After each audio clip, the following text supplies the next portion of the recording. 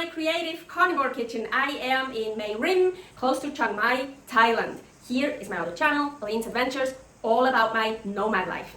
Chicharrones, Kaeb Moo, or however you pronounce that. Chicharrones, not pork rinds. Pork rinds are just the skin of the pork. Chicharrones, they still have some fat on it. So I want to make chicharrones, the pork skin with some fat on it. But then I also want to make Kaeb Moo, and that's basically the Thai version of pork rinds. Well, it's basically pork rinds, but I think they put some spices in it that of course I want to. So for the Kaeb Moo, I will only use pork skin without the fat. Okay, so first version of chicharrones. Here I have this beautiful, you see, piece of pork skin with fat attached.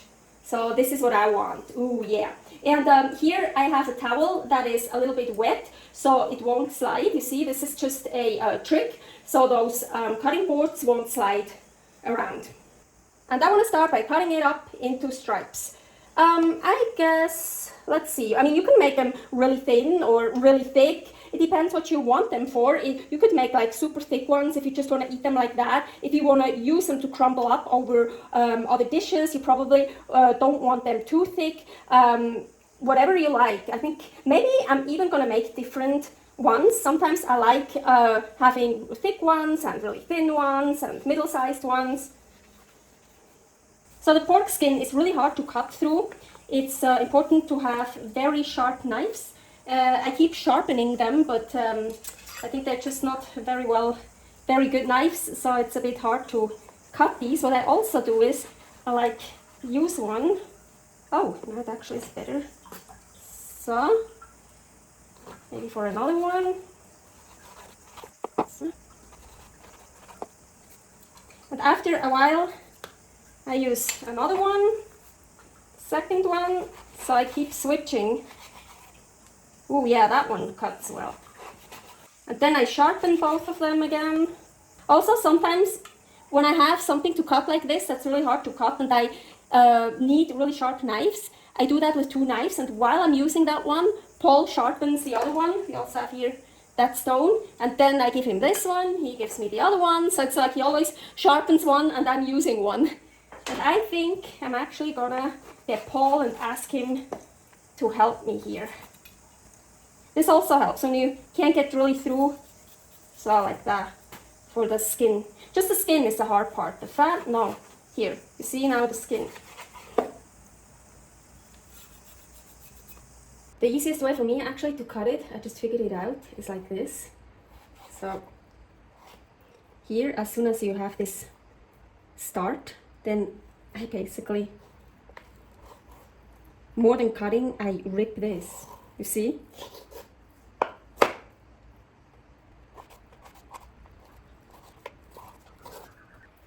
Cut in stripes. Wash them.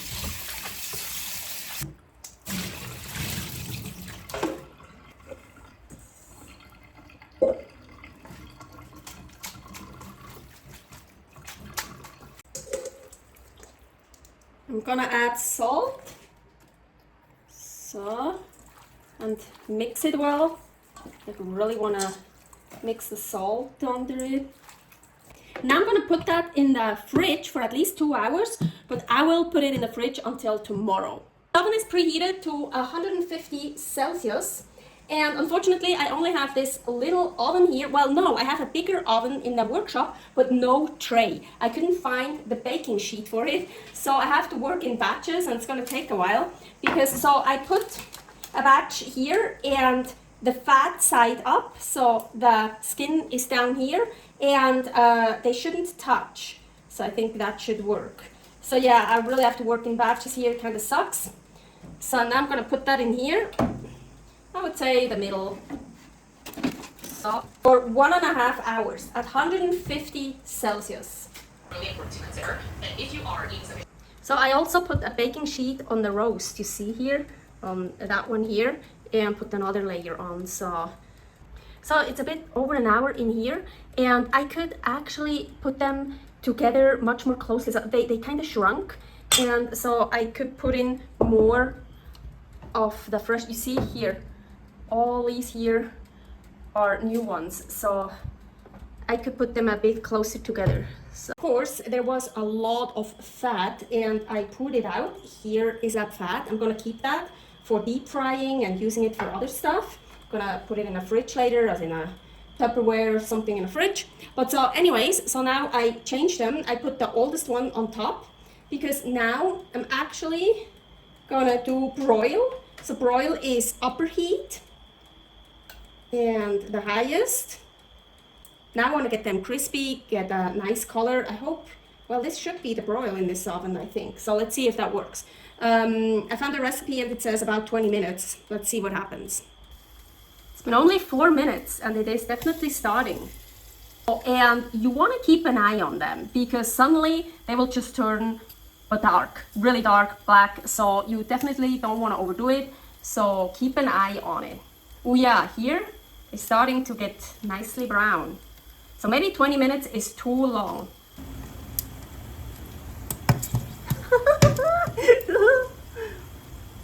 They're exploding. So cool. Ooh, look at this. So I left them in for like 15 minutes and then I turned them over and for another 5 minutes then it was like this. So I basically took out the ones that looked good and the ones that weren't as brown yet. I left them in there and then I took the ones that were below the first batch and put them on the upper sheet as well. So I managed to crisp up all of them.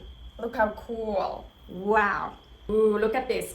So best to store them in an airtight container. I will put them in one of those bowls with a lid on top, a bigger one, of course. That's the best way to store them so they stay crispy, and actually the best to eat them fresh. Well, let them sit for about 20 minutes until they really cool down. Otherwise, just don't burn your mouth, tongue, and whatever. But the best is, they are the best on the first day. 1 to 3 days, they're good. But yeah, just the longer you keep them, they're fatty, so the fat will get rancid. But so let's try it. I have like here that one I want to try. Looks so cool. Super excited. Agüita. Oh yeah, those are amazing chicharrones. Wow. I also want to try that one here. Oh, it's a bit thicker. You see, it even has some pork meat on it, not just fat. Oh, dope. Amazing. So good. I know Paul will love them. Chicharrones. That's amazing. What do you call it? Chicharrones. Try one. No, one.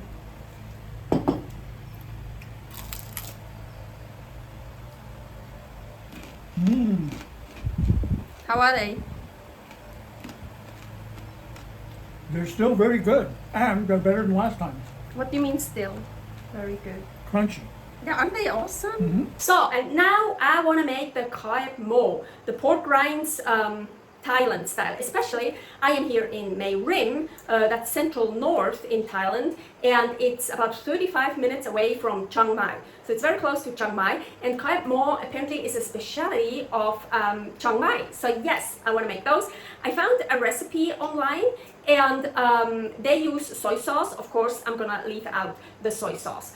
Also, Paul had Kaeb Moo before at the resort. Close by here is a resort, Monaceros Resort, and there at the restaurant he ordered Kaeb Moo, and they were unflavored. They were bland. they weren't that tasty. He said, well, he is used to the pork rinds and chicharrones from the US. But anyways, so let's make Kaeb Moo.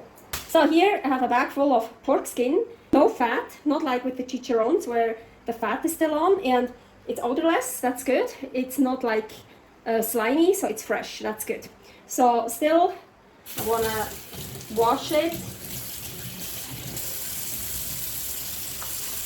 Now I wanna cut it in stripes.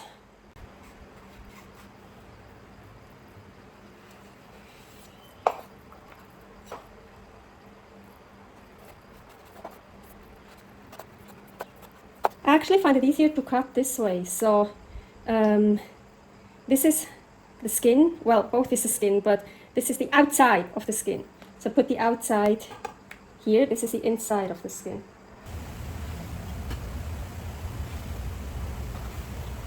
So I managed to cut it all in stripes. Yep. Now I want to add salt and really like massage it into it, really mix it well. And now I'm gonna put it in the fridge and leave it in there for 10 minutes. Here I have lots of lard, pork fat, and I'm heating it up on middle heat, kind of middle heat. So, now let's see what happens. Yeah, I don't think I should put more in. Okay, I have to work in batches here. Unfortunately, I don't have a bigger wok, bigger pan. It's not really a wok. Anyway, so I wanna leave them in here for 30 minutes. So the ones I cooked for 30 minutes, I put on here and let them cool off and let the fat drip down. I put the fat back into the pot, and now I just put them over here on the plate. I don't have one of those screens, so I put those two on top of each other because once in a while it's kind of like exploding, so be careful. So I moved from the house over here to the shop. Yes, I already set it up because here, look at this. Oh, I have gas here, but I love so much more. I wish I could do all my recipes here, all my cooking. Well, I could, but I'm too lazy to always bring everything over here. But now Paul helped me to move everything here into the shop because the gas stove gets much hotter, so it should be easier to fry those. So that's why I moved it over here. So I'm heating up, that's the same pork fat I already used.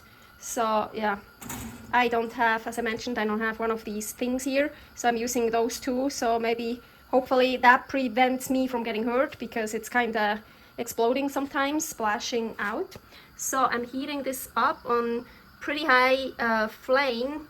I'm trying to get it really hot. So, okay, it's starting to smoke. I would say let's try. Yeah, I have lots of flies in here. Here are all the ones I cooked for 30 minutes, and you see they're not crispy, crunchy at all yet. So yeah, they're sticking together. Let's see. Oop, yep. Ah, whoa, fucking A. I'm gonna turn it down a bit, the heat.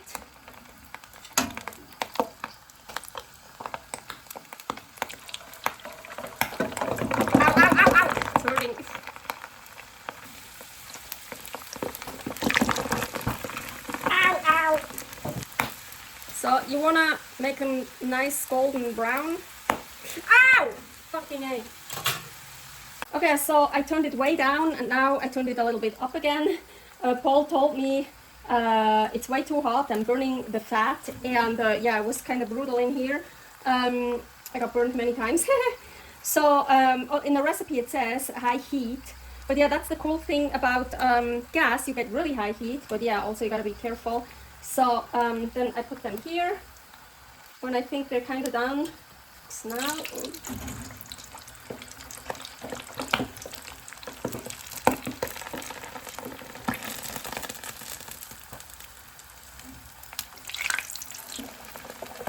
also the reason why I don't really like cooking in here is there are so many flies and mosquitoes. The smoke is actually good, so there are less now, but still, it's, yeah.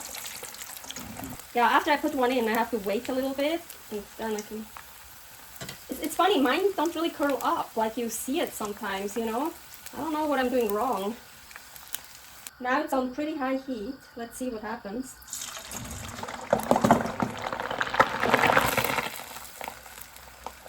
I was hoping it would curl up, but it doesn't. I'm gonna turn it down again. Ow!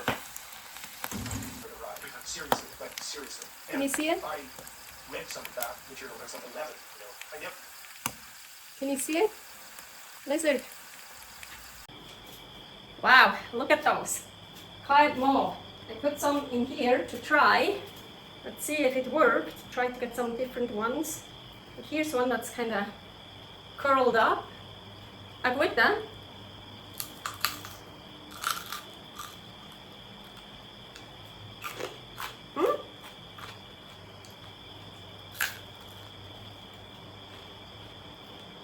crunchy, but like the inside is still a bit, how do you say, rubbery.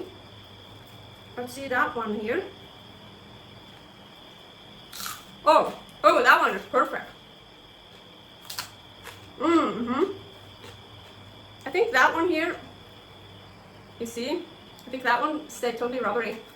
Not even crunchy, don't know why. But anyway, it's still good.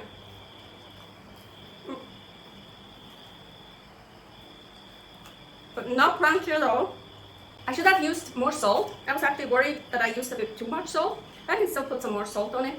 Oh, that one here looks good. Pretty sure that's a good one. Oh yeah. That's a perfect one. Left side, not totally. So I don't know what I did wrong or right, or some of them are really good. Some of them are still a bit rubbery. I definitely like the chicharrones better because there's the fat with it, of course, more flavor. But those are good too. A little bit more salt and they're actually delicious. But yeah, I'm not an expert in making those. It's the first time I make those. So yeah, but I like it. I'm happy with the result. So the chicharrones and the pork rinds, the Kaeb Moo, are best, of course, fresh. But they last for like 3 to 5 days. I usually put them in a container and cover them.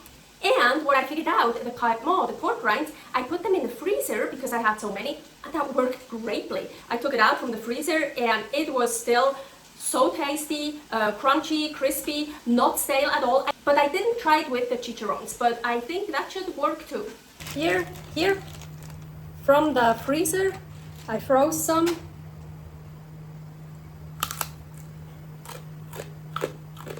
Totally delicious. Thank you for watching this CI episode, Carnivore Ingredients and Methods, chicharrones and Kaeb Moo. And I'm gonna use chicharrones and Kaeb Moo also in some recipes I'm gonna make here in Thailand. Here, my creative carnivore kitchen, all kinds of recipes currently from my nomad life. And here, Aline's Adventures, all about my nomad life. Stay happy, stay healthy. Servus!